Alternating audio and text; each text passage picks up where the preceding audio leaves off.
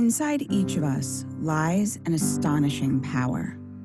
A power so elemental, so vital, the world depends on it, thrives on it. That power is human potential. The ability to create vibrant futures. It's a student's potential to become a leader, an inventor, a healer. The researcher's potential to cure cancer, to forge new discoveries, to create a sustainable world. It's her potential to reduce hunger, his determination to build a stronger workforce, and their power to lift the human spirit and make it soar. When we invest in people, we invest in the belief that, together, we can change lives and move communities forward. Ohio State has always championed people and their potential. Here, brilliance and compassion intertwine. Hearts and minds connect to create lasting, positive change. With courage and optimism, we confront the complexities of today and the unknowns of tomorrow. Through time and change, we continually advocate for those who improve our world. Whiteboards and computers, they don't transform students into leaders. The people who use them do. Buildings of metal and glass don't make dynamic discoveries. The people inside of them do.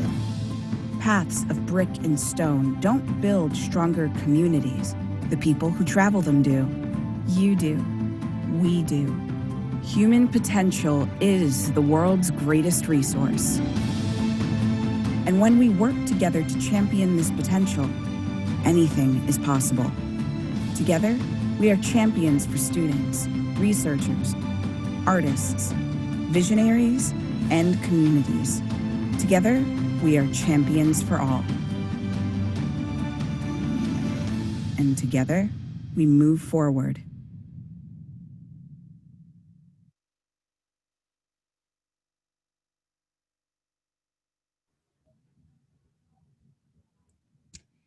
Hello, everyone, and welcome on behalf of the College of Food, Agricultural, and Environmental Sciences to the CFAES Time and Change Alumni Webinar Series. I want to welcome back those who have joined previous webinars in this series, as well as those joining for the very first time. I'm Amy Jo Bachman, and I serve as the Director of Alumni Engagement and Annual Giving for CFAES. Before we begin the webinar, I would like to go through just a few housekeeping items. All microphones are muted and videos are turned off. This session is being recorded and will be shared after today's webinar. Please use the Q&A feature in the bottom toolbar of your screen to submit questions to our panelists throughout the webinar. Use the chat feature to introduce yourself to other attendees, and when using the chat feature, be sure to select all panelists and attendees when sending messages. CFAES is a cornerstone college of The Ohio State University, and as you learned from the video, human potential is one of the most valuable resources that we possess. CFAES is proud of our alumni and the great work they do to lead the food, agricultural, and environmental industries. I am thrilled to introduce an outstanding alumna and the moderator of our alumni panel today. Dr. Annie Spect is an Associate Professor of Agricultural Communication in the Department of Agricultural Communication, Education, and Leadership at The Ohio State University. She teaches courses in publication, production, and design, feature writing, and data visualization. Her research interests include popular media portrayals of agriculture, public perceptions of food and fiber issues, and visual communication. Dr. Spect is a two-time alumna of the College of Food, Agricultural, and Environmental Sciences, receiving a Bachelor of Science degree in Agriculture and a Master of Science degree in Agricultural and Extension Education. Thanks for moderating our panel today, Dr. Spect. Thanks, Amy Jo. As an alumna and donor to CFAES, it is a pleasure to be here. Welcome everyone to the third session in the CFAES Time and Change Alumni Webinar Series.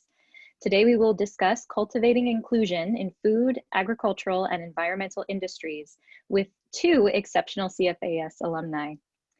First, I'd like to introduce Louis R. Jones. Lou is a constant fixture at the Ohio State Fair, having dedicated his life to the betterment of Ohio agriculture, with a special focus on the dairy sector and a passion for youth development.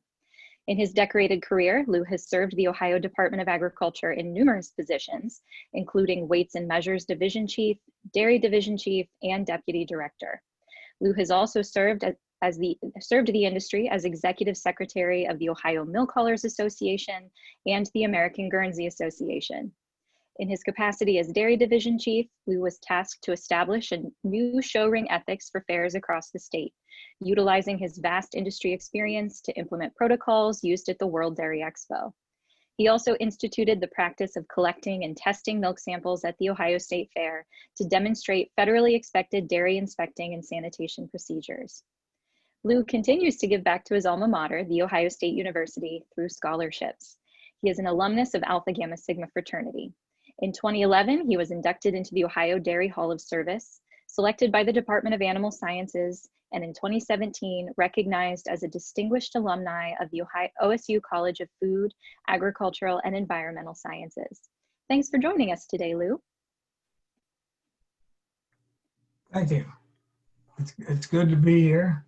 And I want to thank all those responsible for inviting me. I want to thank Dr. Cfaes for leading us all as Dean and Vice President. And you ladies have done a wonderful job putting this together, and we just hope we can measure up to your standards. I don't think that's going to be a problem. One thing that my bio that you read, that was written before I was inducted into the Ohio Hall of Fame in 2019. Oh, well, congratulations. So that was quite an honor and quite a surprise. Indeed, and well-deserved, I'm sure. Thank you. So our second panelist is Yolanda Owens. Yolanda considers herself a homegrown Buckeye. Having grown up on Columbus's South Side, Yolanda is a product of Columbus City Schools. Her background in agricultural communication and international economic and social development has taken her down the path of nonprofit work, specifically in food access. Yolanda is currently the Director of Marketing and Community Initiatives at D&O Produce, a for-profit produce wholesaler, distributor, and processor in Columbus, Ohio. As the daughter of a first-generation American and a farming family, Yolanda has a passion for servant leadership and believes in the quote, "You can't teach what you don't know, and you can't lead where you won't go." Yolanda is the current and first Afro-Latina president of the CFAES Alumni Society Board. She resides in Pickerington, Ohio with her husband, her two very, very cute CEO daughters, her mother, and her dog. Yolanda, thank you for sharing your expertise with us today. Thanks for having me. I'm truly honored to be able to be on this panel, and especially with Mr. Jones here, or Lou, as he wants us to call him, because I was a recipient of the Louis Jones Diversity Scholarship during my time at CFAES. So I'm truly honored. That is fantastic. It's really great to see those relationships and networks kind of come to fruition in that way. Unfortunately, our third panelist was unable to join us today, so we are going to head into our conversation. So as we begin this conversation with these alumni leaders, please feel free to submit any questions in the Q&A feature, as Amy Jo indicated just a few moments ago. We're going to do our best to get to all of your questions, but we may not be able to get to everyone's before 3 p.m., so please bear with us. All right, so we are going to kick this off with a question that I'm going to first direct to Yolanda, and then Lou, feel free to chime in. And that is, what were some of your favorite activities that you were involved in during your time in CFAES?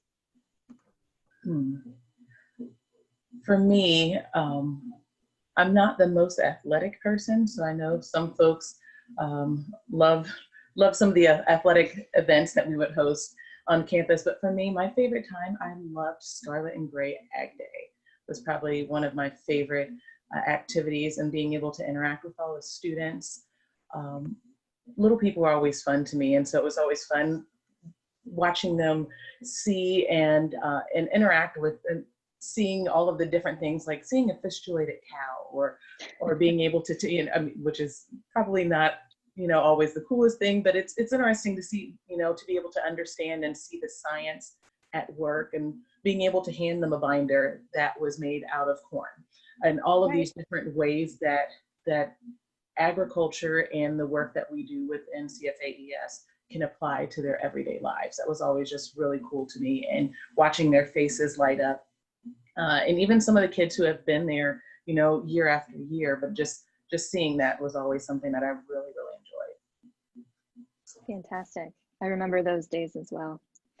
Lou, how about you? I'll say that when I was at Ohio State, we didn't have the CFAES. It was the College of Agriculture. I remember when Dr. Moser announced at a Farm Science Review a few years ago, several years ago now, that we were changing to CFAES and no longer the College of Agriculture. And some of the older folks, I wasn't older then, said, how can we remember a long term like that? It's been easy to say College of Agriculture. And I still run into people that still say College of Agriculture.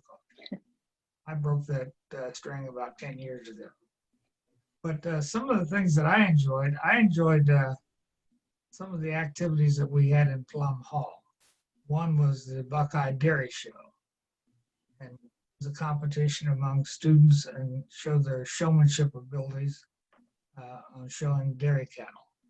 And there were several other things also. I enjoyed going out and working on the farms with the farmers in Franklin County, testing their milk. That was one of my part-time jobs. Believe it or not, we had close to 50 dairy farms in Franklin County alone back in those days, and I'm not sure if we have one now. There might be one left.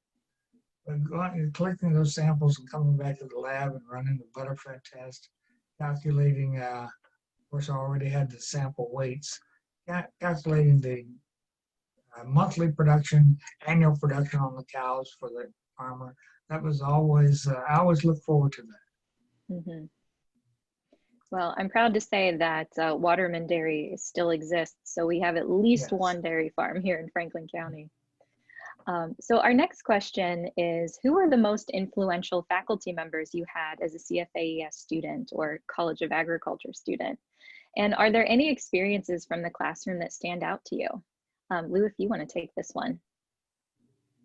One experience that really stands out to me, I was in an ag econ class one day, and the professor's assistant came into the door and waved for him to come out in the hallway. A few seconds later, he comes back in and says, President Kennedy has just been shot.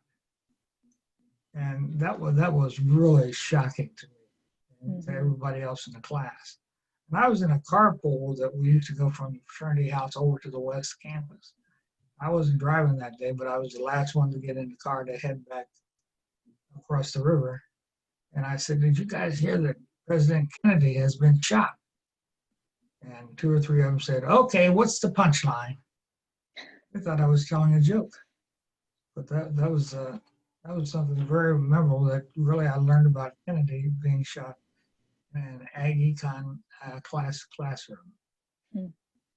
And as I say, some of the other experiences that I enjoyed was testing milk on farms. I like going out and talking to the other dairy farmers because I knew their language. Right? I wanted to find out about their particular farm and what they did differently than we did back in Ross and Pickaway County at that time. All right, Yolanda, how about you? What are some, who are some faculty or some experiences that you recall? I was able to have some really awesome faculty members. I remember when the person who pulled me over to the College of Ag in the first place, because initially I was in communications, was Pamela Thomas. And I know she's on the call because I saw her name come up in the chat there. But Pamela Thomas, who is the advisor for minorities in agriculture, natural resources, and related sciences, also known as Manners, she used to harass me all the time to get me to come over.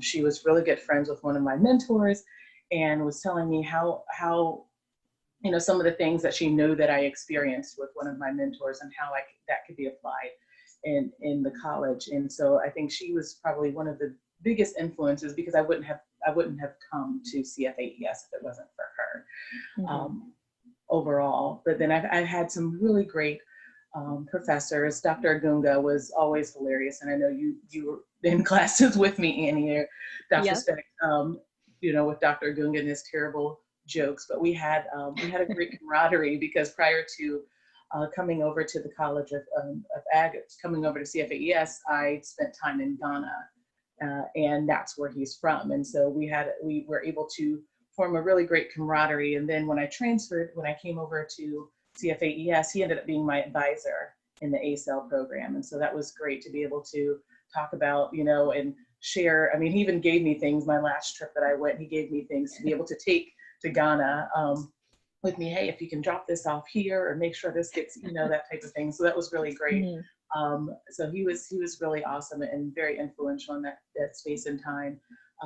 And then also one of the things that was really cool for me that I appreciated, I think, about CFAES was during the time that I was there, Dean Mosier was over CFAES, and some folks know, but my maiden name is actually Mosier. And so we used to joke all the time, and I would call him Uncle. And it was always great just being able to have the interaction, or how he would interact with a lot of the students and make time to come around. And I know during our time with Manners, he and his wife Pat would allow us, they would cook dinner and have us come over, and we'd have kind of like a what I would call a Friendsgiving, and be able to come over and enjoy and be able to spend time. And he would give us a listening ear as this group of minority students within the college, and kind of what we're seeing and what we're experiencing, because we were a smaller group within the college. And that was always great. It was usually Manners and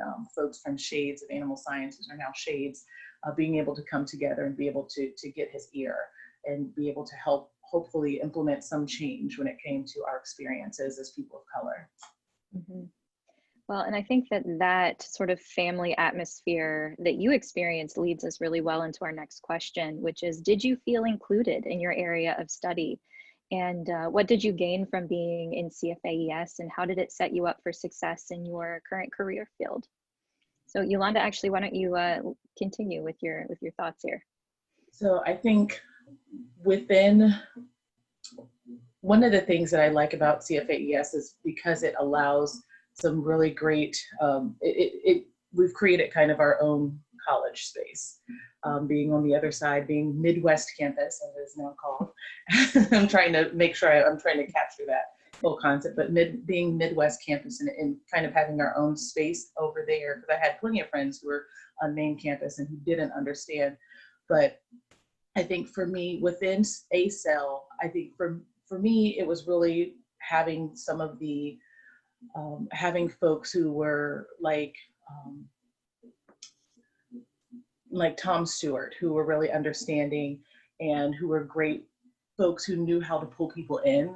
I think for me, being an ACEL, being in a space where folks are ingrained in education and leadership and communication, like that's what they do.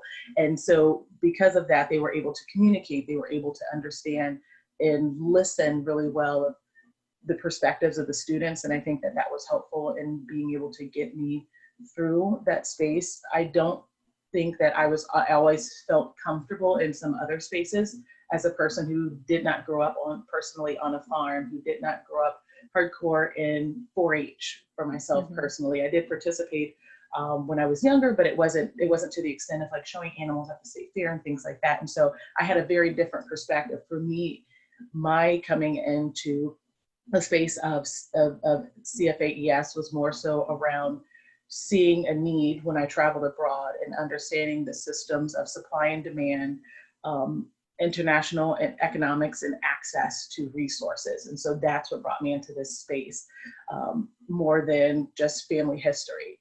And so that was really interesting. And I think it was really helpful. Also, I got a lot of guidance also from my dad, and to help to better understand this space, because he grew up on a farm. Like my uncle had cows. So even though it wasn't a space that I spent a ton of time in, because I am still a city girl, I grew up in Columbus, going to Columbus City schools.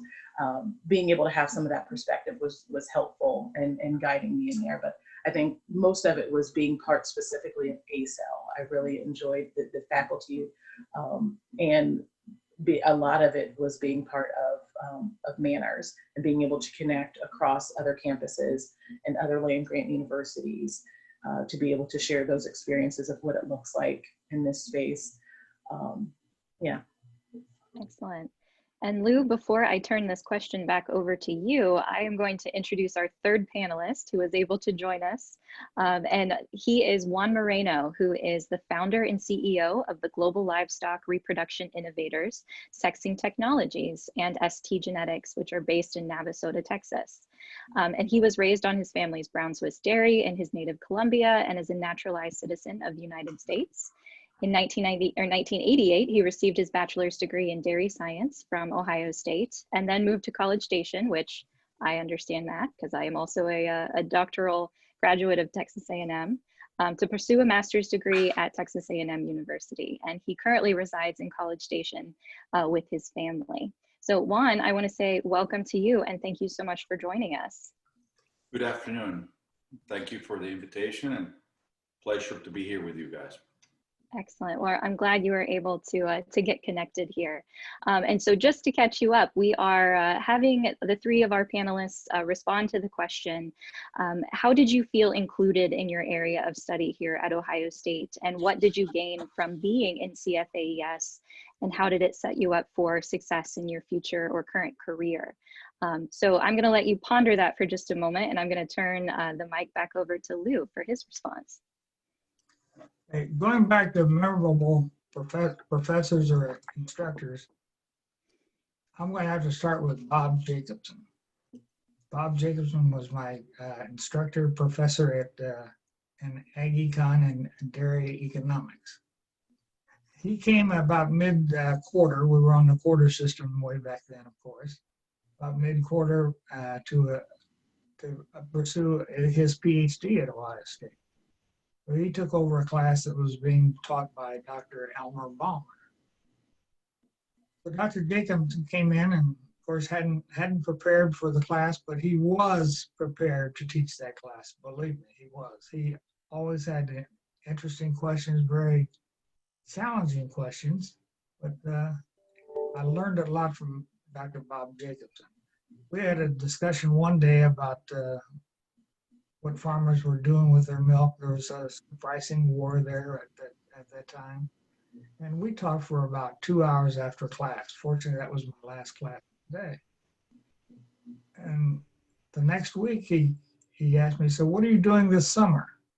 I said, well, I'm going back home to bale hay, plow corn, and milk cows. He says, is that what you want to do? I said, I'll be doing it for my father, so let me tell you, it doesn't pay very well. But he is paying for some of my college. But he says, I think I can get you a summer internship. At that time, we didn't have summer internships. We definitely didn't have study abroad. And he told me about the Milk Market Administrator, Federal Order 33 in Cleveland. Well, it wasn't my plan to go stay in Cleveland for the summer, but he says, I want you to go up and talk to them. So I went up and talked to them, did that summer. That was the summer before I graduated, so between my junior and senior year. And they wanted me to come back and spend the summer with them. Well, I did that, and at the end of the summer, they offered me a full-time job after I graduated. So I went back to my senior year knowing what I was going to do after I got my bachelor's degree. Then Dr. Jacobson, we kept in touch somehow, in many ways.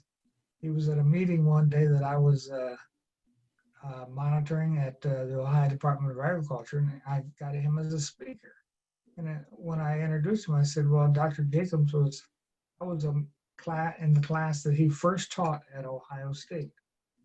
And being the joker that he is, he gets up and first thing he says is, yeah, Lewis, I remember that class. You struggled to get a D in that class, didn't you? That wasn't a joke. It was a joke. It was a joke. I had to go home that night and check to see what I did get. It was an A. But he was a good guy, and I learned a lot from him. And I have to say that he's one reason that I stayed in the dairy economics field, starting with that summer in my first year after college. Mhm. And Yeah. that, as far as that, how did that include my area of study? My area of study really prepared me for the job with market administrator after graduation. Because Mhm. I knew something about dairy, being raised on a dairy farm, and taking some dairy science classes at Ohio State. And then I changed my major while I was at Ohio State to agriculture economics. So my first job with the market administrator was as an auditor of the program. So I was well prepared for my first job at after graduation. Fantastic. So Juan, I'm curious to hear your thoughts on how you sort of felt as a student in the college. I guess as I was listening, a lot of memories come back to your mind, right? Mhm.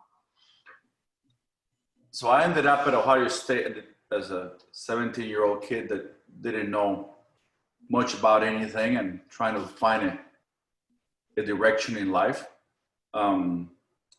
My brother and sister both had graduated from Ohio State. My brother did dairy science, and my sister did business administration. So Dr. Harold Kasser received me at the airport at Port Columbus Airport when I first arrived at Ohio State, and he took me down to campus, to Lane Avenue, and back then the old Holiday Inn was there, and he said, well, this is where you're staying tonight until you figure out where to live. And by the way, down the road here, half a block is a supermarket, and you can get your own self some food. So shortly after, I got myself an apartment, and as a young man with no direction, I thought I was there to party and have a good time. So I had a wonderful time that first quarter. Back then, maybe a little bit too much of a good time. In that first quarter, I managed to spend all the money that my father and mother had given me for that first 6 months. So I woke up one day with bad grades and no money at all. Sorry, I got flies in here. And so I figured real quick I needed to get myself a job because I couldn't call my father and mother, tell them I'd spend all their money, right? Besides the fact they weren't going to be too happy with my grades either.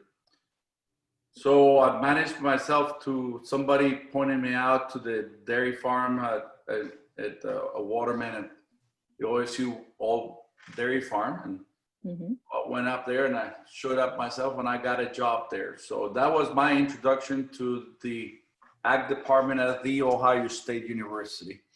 Start milking cows at 5 o'clock in the morning to make up the money that I spent that first quarter. I actually started in the winter quarter. So I worked in the summer at the dairy. And so I really showed up to the dairy science department was in the fall. That was and I walked into an office of Peter Spike, who was my advisor. And he looked at my grades. He looked at me and said, well, which direction are you going, north or south? I said, well, hell, I don't even know if I'm going east or west either. But Peter had a great influence in my life. And he recently passed away, and is one of those human beings that really made a tremendous influence in my personal life. And I think he did it for a lot of other people. And that's one of the first things that you learn as a young man or young woman going into a big school like Ohio State, coming for the first time in your life on your own, most likely, right? Leaving your home, and you find your support in the departments, and you find the support in your advisors. They're really your guiding hand, right? And so that became my guiding hand. And then suddenly I woke up one day, I said, hey, I kind of like this. I mean, I grew up with the dairy cattle and everything like that, and enjoying the farm dairy and everything, the home dairy and everything. But, now I was surrounded by a lot of people that had something in common with me. I wasn't just an isolated person in a group. I was surrounded by a lot of people that had the same concerns in life, had the same passions in life. Being part of the dairy judging team was quite a unique experience for me. I got to meet a lot of people, travel to a lot of places, be exposed to a lot of things that otherwise I probably would have never been exposed to, and made you feel part of a group. I have friends that were part of that team that is still today, after 30 plus years, we stay in touch with. Your department, your group of friends, for some people it might have been fraternities or sororities or whatever it is.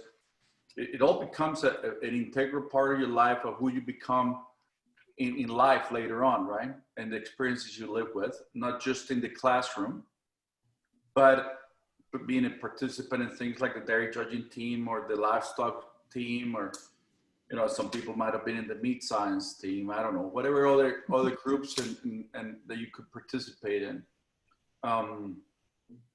Then over time, you start being exposed to more things, the possibilities of science. So, you know, in my case, I was fortunate enough to have Peter as my advisor that woke up the love and the passion for good cattle in me, but at the same time nurture my interest in science, and to trying to figure out what the next level of opportunities could be in life. I had the opportunity to, at the time, to work as an intern at Dr. Joyce Pate's lab at Ohio State in collecting CLs, corpus luteums, and counting large and small luteal cells, which is, you know, for an 18-year-old kid, that's like, wow, this is kind of cool. I can see it in a microscope. I never thought this, you know, you were part of something.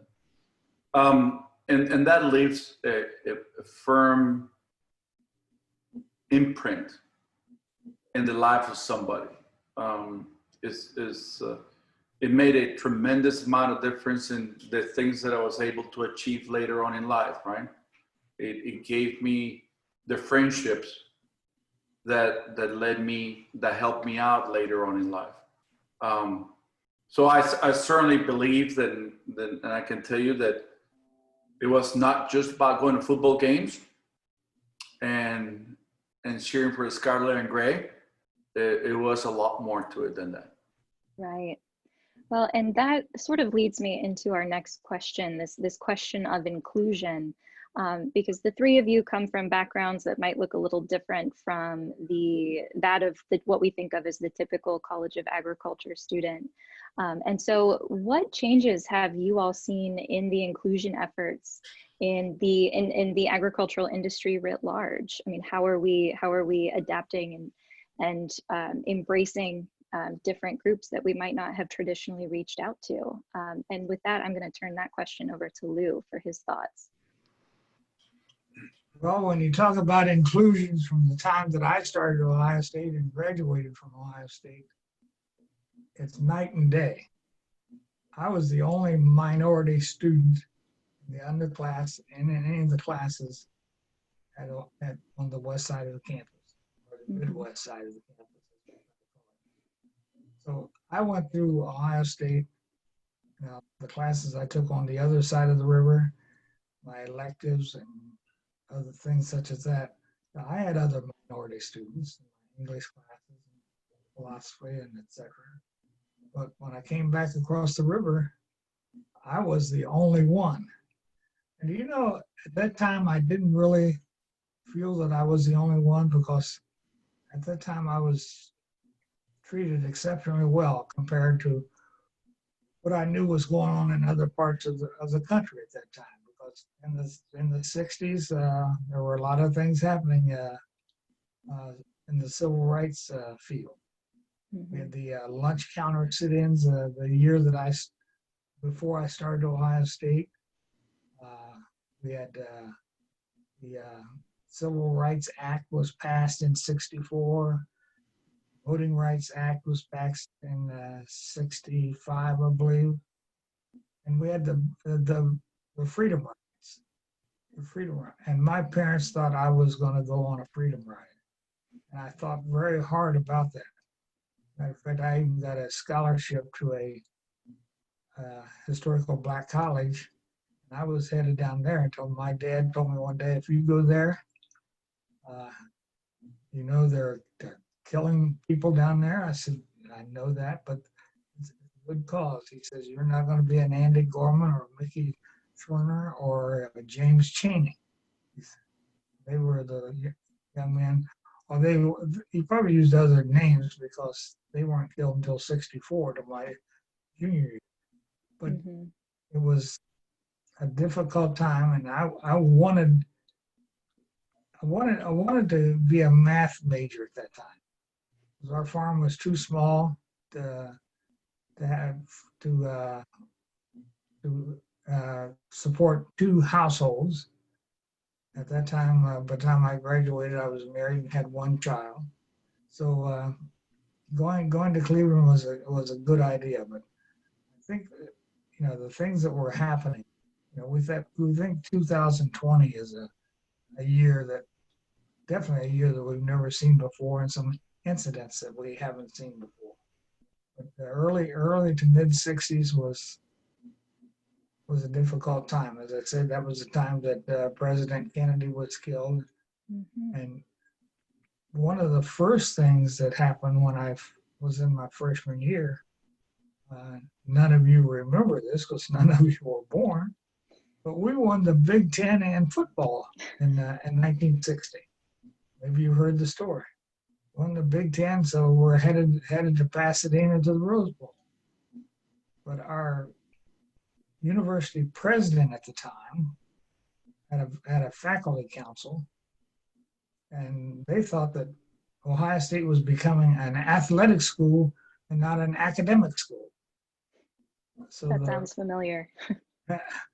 So the faculty council voted 28 to 25. I'll always remember that, for us not to go to the Rose Bowl. So we stayed at home that year, and a lot of student unrest, but we weren't breaking any windows or stealing anything or like that. But we didn't get to the Rose Bowl it would have been 1961 for the 1960.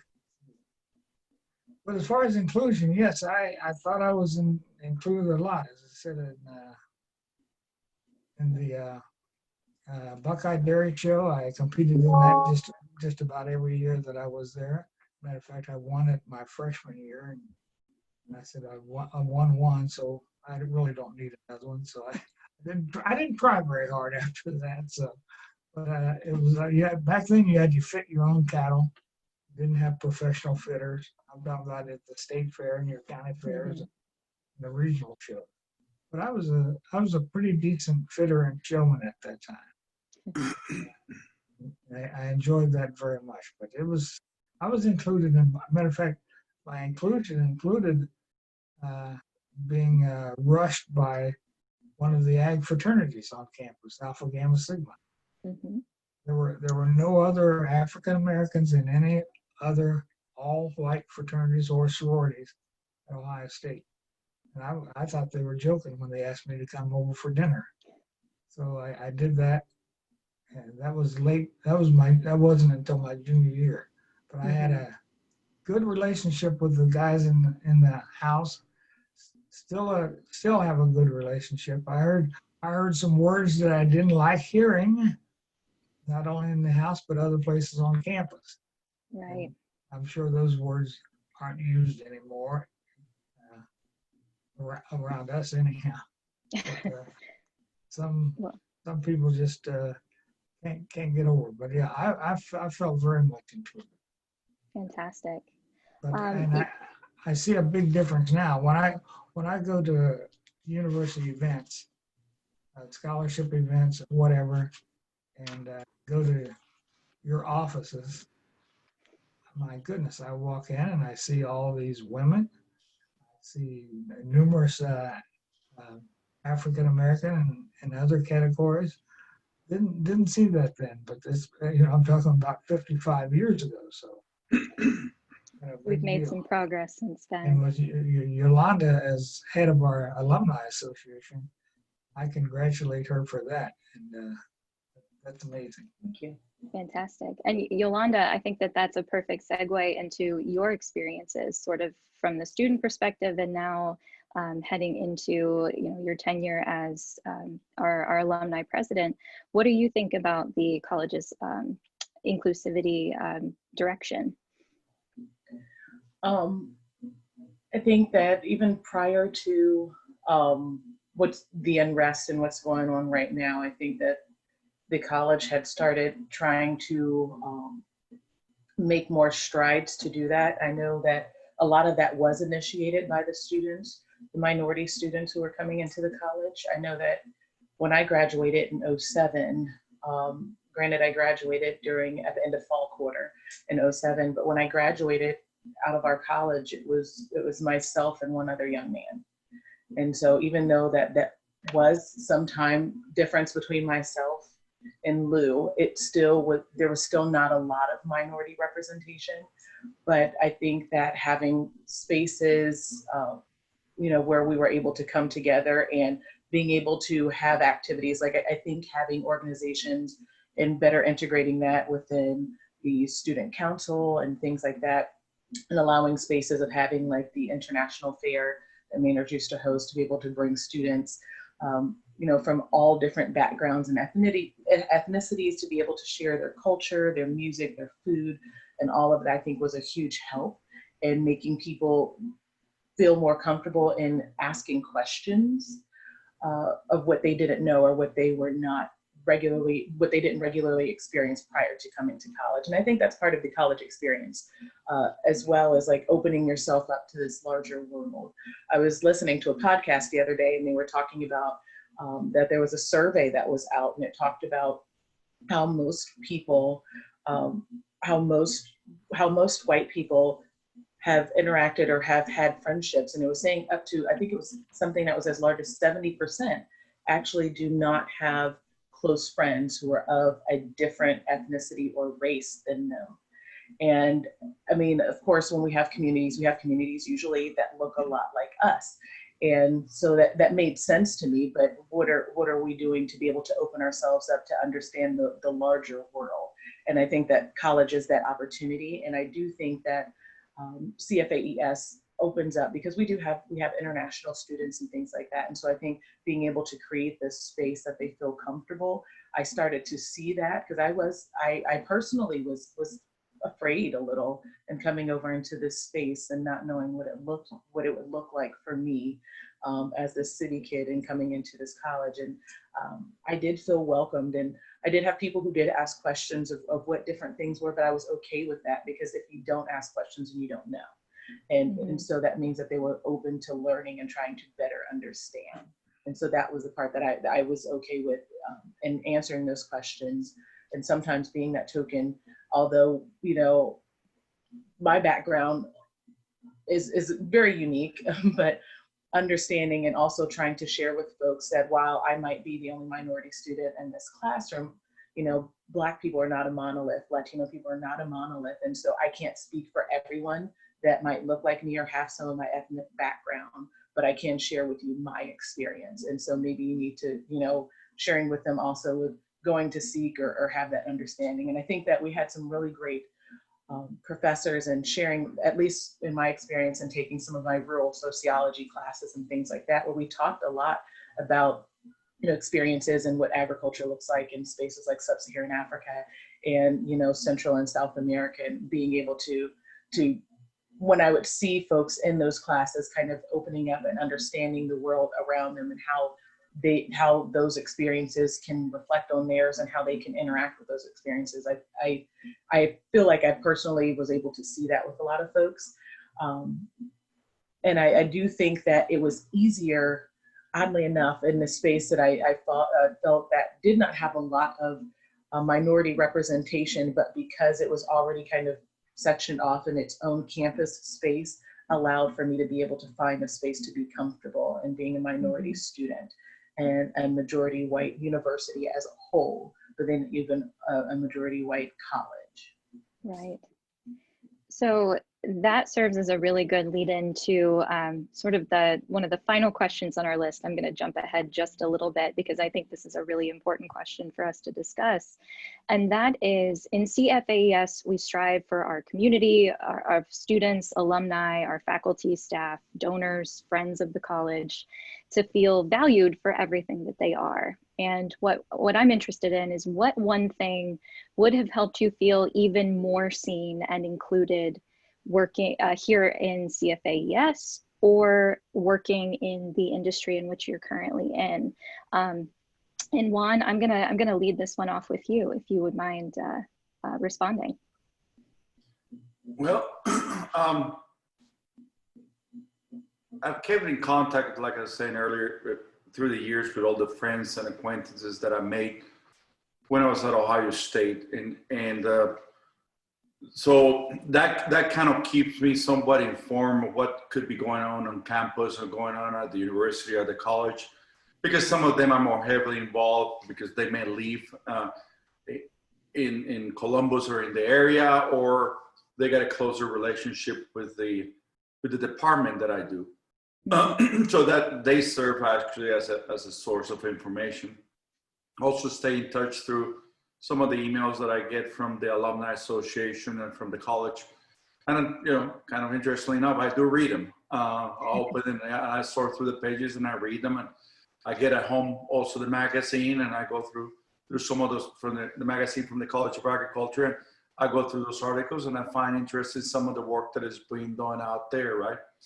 And obviously through the sports, and I try to make it, might not make it this fall, but try to make it up there for a football game every year or every other year at least. Take my daughter and my son and my wife up there, and we spend a family weekend and go walk around the university and so forth and so on. So that kind of keeps you in touch with the world. Ohio State has a great alumni group association. All I got to do is go on Google, and there's a football game, Ohio State football game, and I'll know there'll be a gathering down in Houston to watch the game, right? All I got to do is get myself in a car and drive 90 miles down the road, and I'll be with a bunch of Buckeyes yelling and screaming like mad people. That's from the point of keeping information related, right? Now, a totally separate subject is in our specific case and involvement that we're in the company. We got programs with the university and different professors at the university doing collaborative research, doing trials. So we got some trials with professors at the dairy science department. We got a set of facilities, company-wise, we got a set of facilities in South Charleston that is, you know, relatively close to Columbus. And we run animals over there, dairy heifers and cows and milk cows. So we got, I think at the present time, two different projects ongoing with different faculty at Ohio State. And so we try to involve the university. We bring into the facilities a lot of interns from the university. My roommate in college is the general manager of that facility, and Paul drives through, you know, he's a big Buckeye, and he wants to give the opportunities to young men and women that want to experience, you know, what it's like to work in a facility like that. And so all that keeps us in touch. What else could we do besides that? I think that's the road that we have to travel. I think new ideas come up every day. Different folks got different ideas and different thoughts. We look forward to expanding the collaborations with the university and different researchers and different opportunities from the environmental standpoint, you know, recycling and making more efficient the utilization of the natural resources that we utilize, to, you know, the collaboration and the reproductive research that we're doing with some folks at Ohio State and other areas that are possible. One of the things that we miss in our case sometimes is, unless I get on the OSU website and I go professor by professor, and I spend a significant number of hours knowing what different professors are really involved in their research or work, would be something that would be helpful. Because you never know what they could be doing that either the companies that we work with or the friends that we have what could be valuable to them. Right. You know, sometimes I find myself, hey, do you know somebody that may be working on biochar? And I get a deers in the headlights look, right? So if there was I don't know, it doesn't have to be extensive, but short bits about what different folks in the different departments in agriculture are doing at the university would be helpful. Sure. So in the interest of time, I'm going to give Yolanda and Lou a chance to follow up on that, sort of with the thought that this might be our sort of closing statement for the webinar. So what final thoughts do the two of you also have about cultivating inclusion in food, agricultural, and environmental industries? And what can we do to help support the next generation in those efforts? So Lou, why don't you take it away here for a couple of moments? Well, we have a lot of work to do. If we could match the work that's been done in the college for the last 10, 15 years, we could all be proud. We could all be proud for the work. We just need to let other people know at an earlier age of what's happening on the west side. Mm-hmm. Plus, when I was in school, one of my fraternity brothers was getting me a date for our spring dance. And back then I was a little different than kids today. I would not date a white girl. Many of us wouldn't date the other race at that time. So he asked his girlfriend in her dorm to ask around to see if I could find a date for me, because I wasn't dating anybody. And most of them would say, no, I don't want to date one of those farmers. And finally we got one to say yes, that when she found out I was not a white boy, she said yes. And 3 children later, we did date. That's where I met her, my first wife at Ohio State. But we have to talk with the schools, the high schools, the junior high schools, not only the inner city, but out in the suburbs too. And let them know that we're here, and let them know that there are opportunities for everybody. Mm-hmm. Because if I hadn't come to the ag, I know Juan said the ag college also. I was talking about the ag college before we were CFAES. I don't know where I would be, because I had a scholarship to go to 2 schools, majoring in mathematics. And that was before computers, before laptops. If you wanted to look like you were smart at Ohio State, you just strap a slide rule on your side, and there's always the smart kids that had the slide rules. But we just have to, including me, let other people know that we're here. We wouldn't have Yolanda if it wasn't for Pam. Pam has been one of my good friends for a number of years with her manners program. And that's what we need to do, really. I know there are other connections that we have with minority groups, but we need to get more interest and more work out of our manners program. Mm-hmm. The I manners absolutely program, agree. They meet every year. This year, I think they're meeting in Atlanta. Well, they didn't meet this year, but in 2021. So I think we put big emphasis on manners and get supporters, industry supporters. And there are a lot of industries that supports the manners program more nationally than we do locally.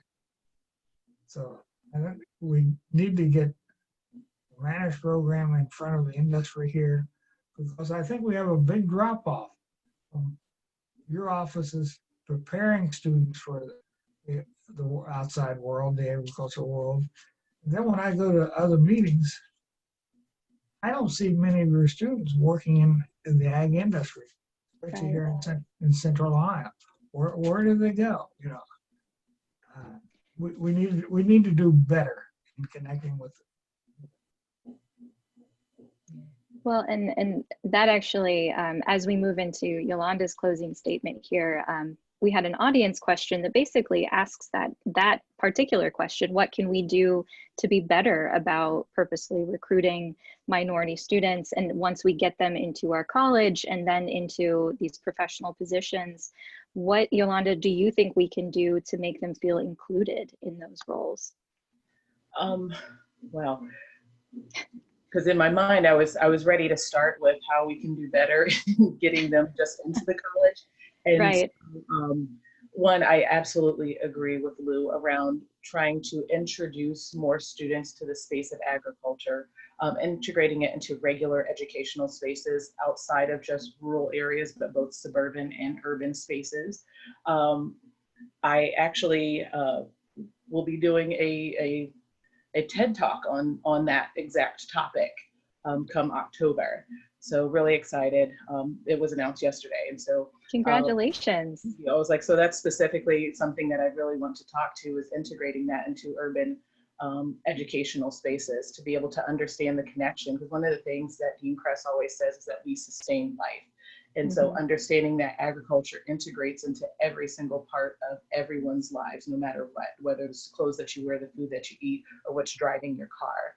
And so I think that's a huge part of it. But I think with that type of inclusion, then there'll be more there'll be more diversity within the college. But I think one of the things that I would love to be able to see and is just, I think it's also part of the industry, the larger agriculture industry, in asking that question. Like, I love that Melanie asked that question, but I don't know if the industry itself is asking that question to better understand what they need to do to have more diversity, and working toward that, and looking around the table. I think that was something that I know that within our own college and within the board, the Alumni Society board, there was a question that was asked, this room is very white, and it was asked, by one of the people who was sitting at the table at the time. And she said, what can we do to be able to fix this, to make this better look like the college